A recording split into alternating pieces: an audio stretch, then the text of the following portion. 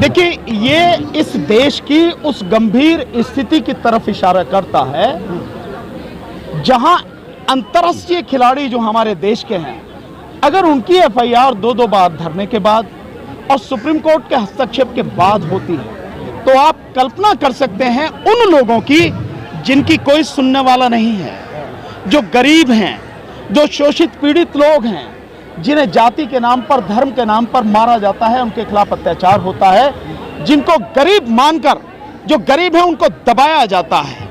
आप उनकी कल्पना कीजिए। आप ये तो इतने महत्वपूर्ण लोग हैं जिन्होंने देश का नाम रोशन किया, उनकी एफआईआर में यह हाल है। और ये इस बात की तरफ भी इशारा कर रहा है, अभी यहाँ पे कुछ जो लोग वो कह भी रहे हैं, बल्कि जो खिलाड़ी हैं वो कह रहे हैं कि ये तो आज की बात आ रही है सामने, ये तो पिछले 25 साल पहले भी यही होता था। इसका मतलब ये है कि स्थिति इतनी गंभीर है कि खेल जैसी पवित्र संस्थाओं में जो देश का नाम करते हैं खिलाड़ी, उनका शोषण अब से नहीं, बहुत पहले से हो रहा है। तो सरकारें क्या कर रही हैं, सरकार के नेता क्या कर रहे हैं, वो अधिकारी क्या कर रहे हैं, जिनकी जिम्मेदारी है इस सबको, खेल प्रतिभाओं को निखारना और इन सबको, खिलाड़ियों को अच्छी सुविधाएं देना, उनका ध्यान रखना। इस स्थिति की गंभीरता को समझिए आप। लेकिन जिस बाहुबली नेता पर यह आरोप लगा है, उनका सीधा कहना यह है कि आप जांच करा लीजिए और जांच कराने में यदि कुछ ऐसा दोषी पाया जाता है तो मैं खुद ही जांच में सपोर्ट करूंगा। नहीं, इतना बड़ा आंदोलन करने की जरूरत क्या है? नहीं, इन्वेस्टिगेट, जब पहले एफआईआर नहीं हो रही है, जांच तो बाद में होगी भाई। भाई पहले एफआईआर होगी तभी तो इन्वेस्टिगेशन होगी। और एफआईआर के लिए दो बार धरना देना पड़े और सुप्रीम कोर्ट के हस्तक्षेप के बाद हो, तो अब बाद की चीज तो बहुत बाद में है। अब अगर उनको लगता है भाई जांच करा लीजिए, अपराधी हैं कुछ, अब इन्वेस्टिगेशन होगी, इन्वेस्टिगेशन में पूरा पुलिस को सहयोग दीजिए और पुलिस फेयर इन्वेस्टिगेशन करे, जो दोषी हो उसके खिलाफ कार्रवाई करे, जो दोषी ना हो उसको छोड़े। वकील साहब, एक सवाल ये है कि जो बैठी हुई है पहलवान, उन्हीं में से एक की बहन ने इनसे आह्वान किया कि आप हट जाइए धरने से, यानी कुल मिलाकर विरोध कर रहे हैं। नहीं, ये उनसे पूछो आप कि तुम क्यों कह रहे हो भाई इनको हटने के लिए, मेरे से मत पूछो ये सवाल। नहीं तो बहन का दर्द बहन नहीं समझ पा रही है तो देश कैसे समझेगा? क्या बात करते हो, इसी देश में कोरोना काल में देखा ना हमने, अपने की शरीर तक को हमने नहीं छुआ, बेटों ने बाप की लाश को नहीं छुआ। किसकी बात कर रहे हो? जिस देश में इतना स्वार्थी इंसान हो वहां रिश्तों की आप बात कर रहे हो। ये रिश्ते सब भी मतलब के लिए होते हैं अधिकतर, तो कहां कैसे पॉलिटिकल कोरोना समझ लिया। मुझे नहीं पता कि क्या समझ लिया क्या नहीं हुआ, लेकिन लोगों की विचारधारा अपनी होती है, अपने स्वार्थ होते हैं। कौन किस वजह से क्या बात कह रहा है, या किससे किस वजह से कहलवाई जा रही है, किसी दबाव से कहलवाई जा रही है, या कोई ऐसी बात है? जिस बाहुबली के ऊपर 38 मुकदमे दर्ज हों और उनके ऊपर जब ये 6 दिन के बाद में एफआईआर दर्ज होता है, तो क्या मुकम्मल जांच हो पाएगी? मैं तो बहुत पहले से कह रहा हूं, अगर जांच मुकम्मल होती या इन्वेस्टिगेशन फेयर होती तो पहले ही एफआईआर हो गई होती ना।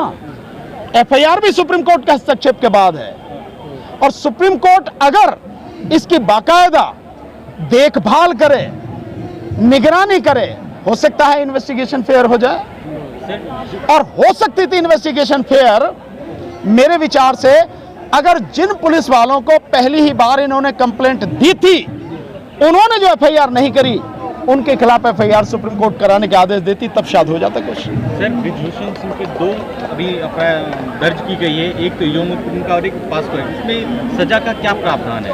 नहीं, सजा तो बतेरी है भाई, प्रावधान सजा तो आजीवन कारावास तक है, सजा की तो कोई वो नहीं है। बट बात यह है कि पहले इन्वेस्टिगेशन तो हो फेयर तरीके से, सजा तो बाद में आएगी। पहले इन्वेस्टिगेशन हो, इन्वेस्टिगेशन फेयर होने के बाद में चार्जशीट फाइल हो, उसके बाद में वहां प्रॉपर तरीके से कोर्ट में केस हो, गवाही हो, सबूत आए, उसके बाद की बात है ना सजा की। तो बिजली काटी जा रही है जिस तरीके से यहाँ से कहा जा रहा है। अरे गर्दन नहीं काट दी भाई, इस बात का शुक्र मनाओ आप, अभी तो बिजली काटी भाई। बहुत कुछ हो सकता है। साहब, यहाँ बिल्किस बानो के अपराधियों को संस्कारी कहकर छोड़ा जा सकता है, तो क्या आपको लगता नहीं कि ब्रिजभूषण के साथ भी कुछ, वो भी तो संस्कारी हैं? नहीं लगता नहीं, मैं तो जानता हूँ भाई, इस देश में न्याय नहीं मिलता किसी को, केवल न्याय का एक ड्रामा होता है। देर सवेर कहीं किसी के पक्ष में फैसला आ जाता है, बाकी कुछ नहीं है। न्याय नहीं मिलता यहाँ पर। ऐसा लगता है कि संस्कारी ठाकुर उनको घोषित किया जा सकता पता नहीं, आपको घोषित करवा दो, आप ये करना है अपने आप कर लें, मेरा इससे कोई। और सरकार कहती है कि पूरी संवैधानिक व्यवस्था से सरकार चला रही है। सरकार के कहने से चीजें नहीं बदलती हैं। सरकार तो कहती है बेटी बचाओ बेटी पढ़ाओ, तो ये बेटियां क्यों बैठी हैं? यही कहती ना सरकार।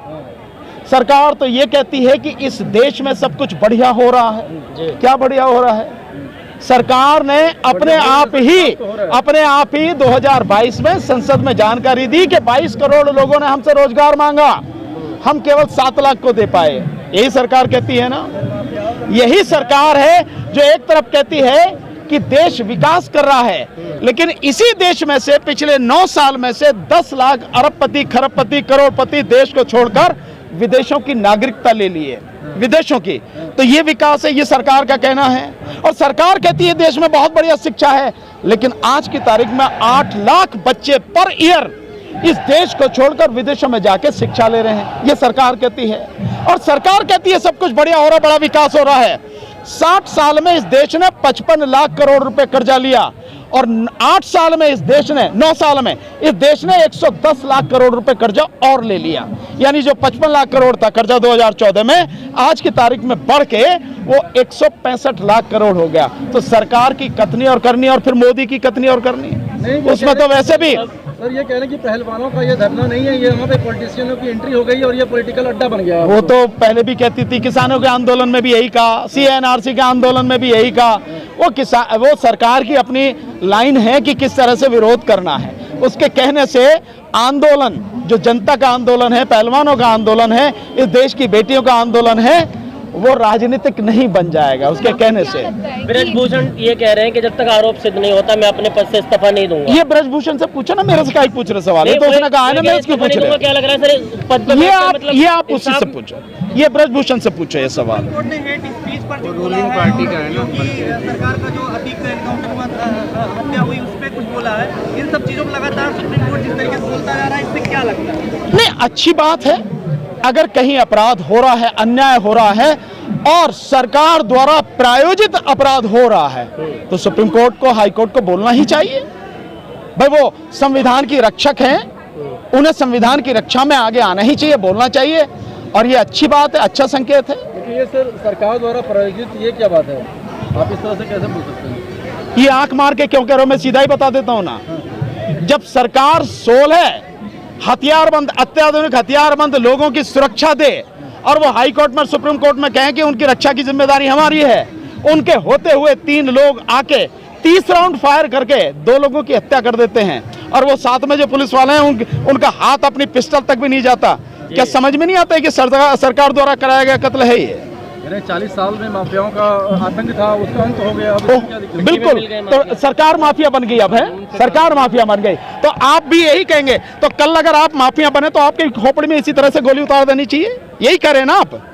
इस देश में कानून का, संविधान का राज है या नहीं, होना चाहिए नहीं होना चाहिए? कोई भी कितना बड़ा अपराधी हो, लेकिन उसको सजा कानून के हिसाब से मिलनी चाहिए, कानून के तहत मिलनी चाहिए। अगर उसमें कहीं कमजोरी है तो आप उसको मजबूत करो, ये नहीं कि आप हथियार लेके और आप न्याय करने निकल जाएंगे। तो कल यही होगा, जिसके पास हथियार होगा, जिसके पास ताकत होगी, जो उसके विरोध में होगा, उसकी कनपट्टी पे गोली मारेगा, काम खत्म। यही चाहते हैं आप? ऐसी ही व्यवस्था चाहते हैं? हम तो नहीं चाहते, लेकिन जो पब्लिक नहीं, आप यही कहना चाह रहे हैं। पब्लिक में खुशी, पब्लिक में जो खुश है ना, वो लोग जो पब्लिक में खुश हैं, वो लोग अपराध को बढ़ावा देने की बात कर रहे हैं, अपराध को बढ़ावा देने की बात। जो लोग आज खुश हैं, आप कल्पना कीजिए कि आज सत्ता जिन लोगों के हाथ में है, अगर कल सत्ता बदल गई और जो भाषा आप बोल रहे हैं, जो तरीका आप अपना रहे हैं, उन्होंने भी अगर बदले की कार्रवाई में यही सब किया, तब क्या होगा भाई? क्या आपको वही उसी तरह का माहौल चाहिए? नहीं ना। माहौल जो भी हो, कितना भी बड़ा अपराधी हो, कुछ भी हो, संविधान और कानून के तहत ही कार्रवाई होनी चाहिए।